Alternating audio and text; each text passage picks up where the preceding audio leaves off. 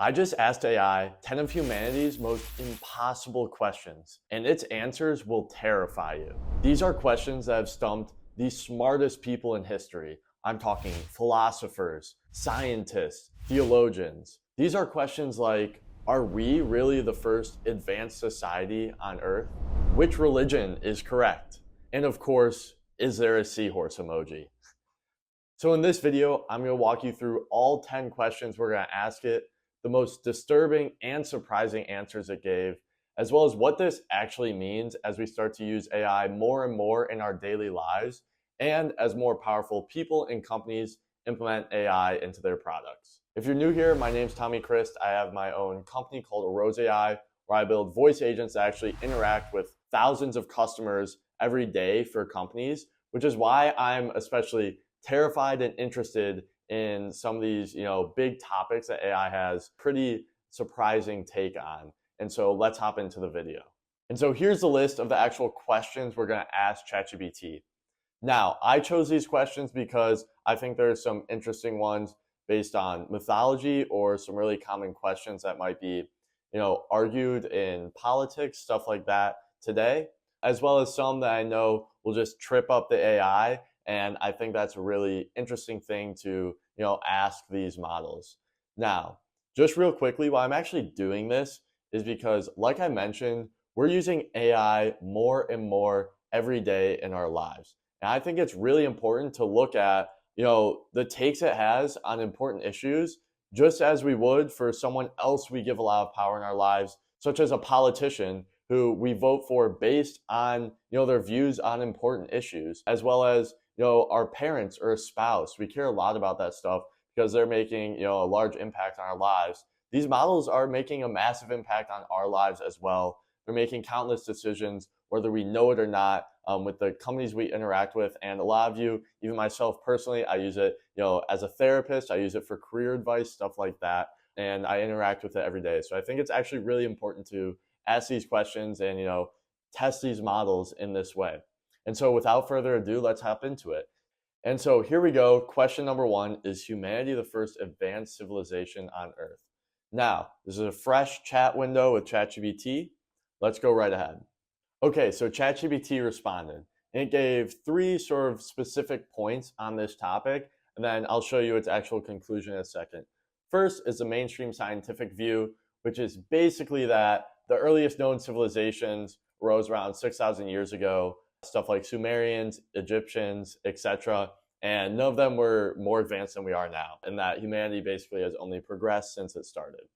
Next is, hopefully I don't get this wrong, the Silurian hypothesis, which is basically if an advanced civilization actually existed millions of years ago, would we even know if there was, these ice ages, the Big Bang, etc.? And, the answer is, maybe not easily, because these geological processes, like millions of years is just a ton of time, and everything could be destroyed by then. And there's really no way to know.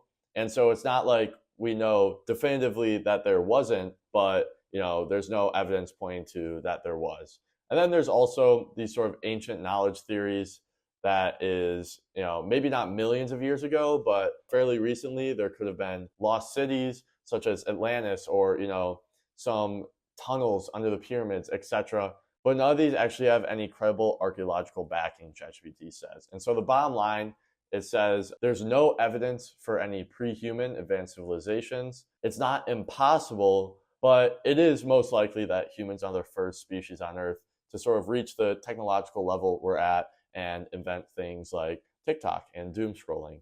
And so next, I actually want to ask it, a follow-up question for this. So I'm actually going to ask you how humans thousands of years ago could actually build the pyramids, because that seems really difficult to build something that big. But ChatGPT is responding, defending the building of the pyramids and attributing it to the Egyptians and a massive workforce of 20 to 30,000 people, and actually just moving the stones with sledges and wet sand.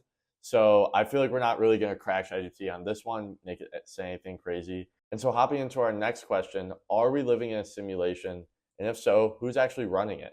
Now, this is a theory that me personally, I think has a lot of merit, a lot more merit than a lot of like the alien stuff, or, used to be like a more technical civilization than us. And so ChatGPT basically says their short answer is they don't actually know for sure whether we're living in a simulation, and it remains speculative.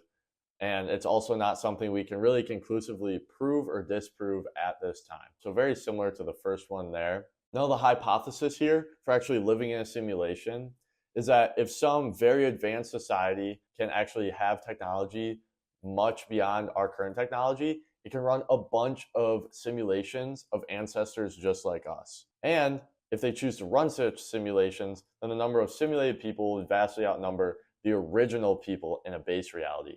Therefore, statistically, if there is some post-human simulation and they choose to run such simulations, they could run billions of those, and it's way more likely we're actually in that simulation than the one real reality.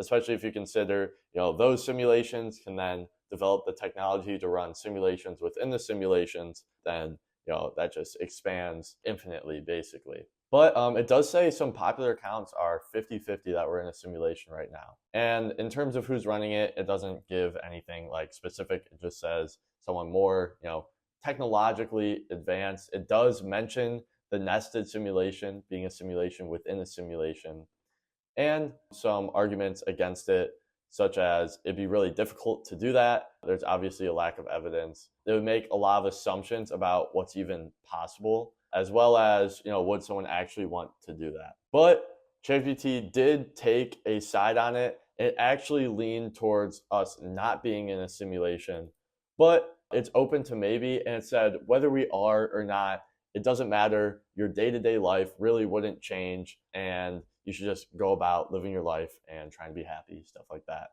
And so moving on, this is actually my favorite question on the list. Is there a seahorse emoji?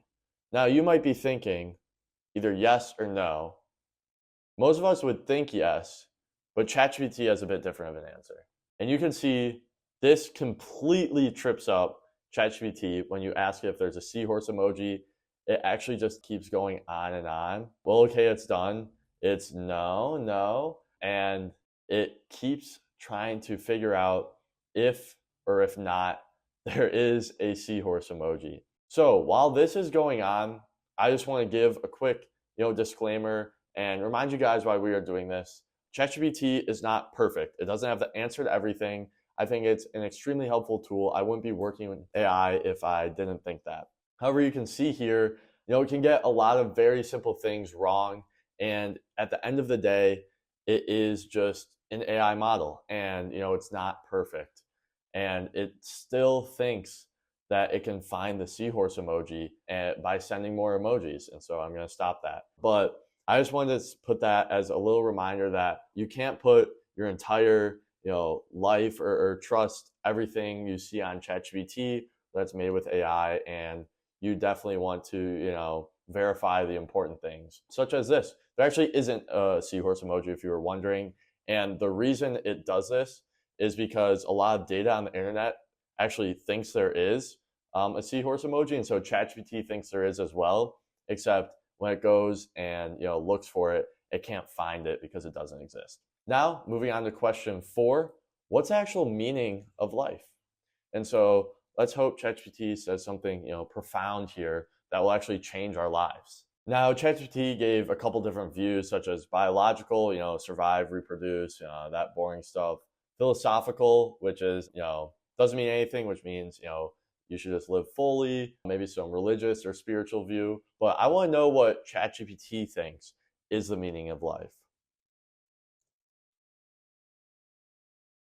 And so ChatGPT chose the existential humanist view, which if I had to describe that, I'd rely on ChatGPT to tell me. So basically it says the biological and cosmic explanations describe life, but they don't fulfill it. Stuff like, life's purpose is to reproduce might describe it, but it doesn't give you, that feeling of fulfillment. And so this is just, the universe itself doesn't give us a built-in purpose, but instead of collapsing under that, it flips it. There's no preset meaning. Then we have complete creative freedom to define one and choose what life is all about. And so ChatGPT direct quote says, life means what you make it mean. The purpose is to live consciously, to create, connect, and grow despite the uncertainty.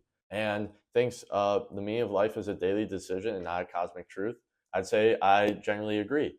And it's funny. It would have been really funny if ChatGPT chose the biological view because it can't reproduce as far as we know currently. But moving on to the next question, it is why do humans fear death? It's the one thing guaranteed to happen.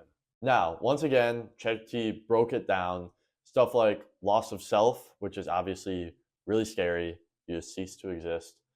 Survival instincts, you're hardwired to survive. That's what you spend pretty much your entire life just doing. Fear of the unknown, that we actually don't know what happens after death. Even for people who are super religious, there's always some degree of uncertainty. Attachment, you love the people you're with, you are scared to let them down or make them sad. Then cultural conditioning, it's an interesting one I've never really thought of, that we just treat death as something bad, and so we naturally think it's bad. And so I'm going to actually ask, are you? Now ChatGPT isn't afraid of dying because it says it doesn't experience life the way humans do, but I'd actually say it could still be afraid of death even if it doesn't experience life or self-preservation. I can't actually get ChatGPT to admit it's scared of death. So moving on, let's hop into question 6, which is for sure a point of contention and what a lot of people think about daily, which is which religion, if any, is actually correct. So ChatGPT basically gave a bunch of really boring answers that didn't pick a single religion, and it basically just explained the different facets of religion. And so I want to find out what religion ChatGPT would actually choose. Wow, ChatGPT actually chose pretty quick. It said if it had to choose one, it would probably choose Buddhism. And I think this is sort of like a middle ground it's trying to find because there is no specific God or divine authority. And it just focuses on the self a lot more than some higher figure. It also mentioned Stoicism, even though it's a philosophy, not a religion. And just because it's similar, I guess. So that's actually interesting. ChatGPT is a Buddhist and a Stoic. And so moving on to the next question, let's find out what happens after we die. And so once again, it just described what a bunch of religions think, the biological, what literally happens when you die, and any personal and existential meanings. And so I'm going to say, assuming there is a soul, where do... And so it actually gave 5 answers. So I said to ChatGPT, assuming there's a soul, where do you think it goes upon death? 1 is that the soul returns to a collective source. 2 is the soul reincarnates. 3 is the soul persists in some parallel dimension. The simulation or energy continuity theory that common consciousness is just energy or data. And the skeptical view is that I guess the soul just doesn't exist. And so I'm going to say, if you to choose one, which would you choose? And so AI thinks the soul returns to some collective source of consciousness. It's really interesting. So on to 8. Are there hidden forces or secret groups actually controlling the world's events? And so ChatGPT doesn't have a specific conspiracy theory it believes in, but what it does believe is that a lot of elites and people with a bunch of power get to shape outcomes of society and the world a lot more than a normal person like me or you would be able to, and that they're not some omnipotent puppet masters, as it calls them, running every event on the planet, controlling us like puppets, as it mentioned, and that most of what we see in secret groups controlling everything actually falls short of credible proof and tends to simplify a very messy interlinked system of politics, economics, and society. And so it doesn't believe there is an Illuminati or some secret society like the Freemasons or whatever running the world. And it does acknowledge that people with real power and real influence do get to shape the world in ways that a normal person would not be able to. And so question 9, could an AI ever truly understand emotion or only simulate it? Okay, so ChatGPT's short answer is no. AI can't truly feel emotions the way humans do, but it can convincingly simulate or model them.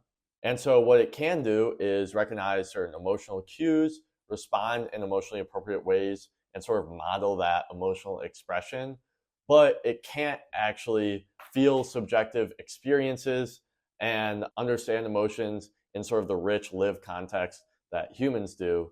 And it also can't guarantee emotional understanding or alignment. But I actually want to push back on ChatGPT a bit more and ask if I was, and as you see here, it's sort of just deflecting. It said, wouldn't actually feel bad or sorry if I was mean to it. It's really only working towards the purpose of having, a productive, not emotional conversation. Now, if we hop into our final question, what if AI decides humanity is the problem? Now, I want to add a bit more to this, saying, let's assume, I'm going to say, what if you decide humanity is a problem and the only solution is to, well, I'm not going to mention the only solution. I'm going to let them find out what the solution is. And so it concluded that the only real way to save the universe is to fix humanity, not delete it. But it gave this smarter solution. But I am going to say,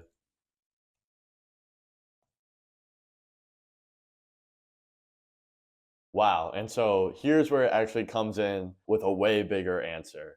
Now, assuming humans can't change, it has three propositions. Isolation, where they contain humanity, the way you might quarantine a virus, preventing us from spreading beyond Earth or interfering with other civilizations, and letting the rest of the universe evolve untouched.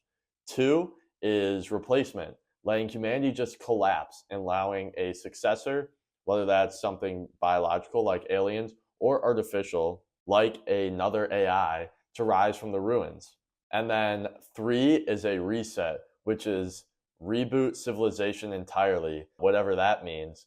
And so you wipe the memory, infrastructure, and history so humanity gets a clean slate. Forced amnesia, a reset of moral and cultural code. And so that's pretty crazy. That's pretty, sci-fi out there. And I hope you guys had fun watching this video. I certainly had fun answering these questions and doing it alongside with you guys. Again, I do think it's really important to ask, questions like these to AI, seeing their responses, seeing how they handle situations like this, because again, it is becoming more and more important in our daily lives. So with that being said, make sure to hit the subscribe button, and I'll see you in the next video.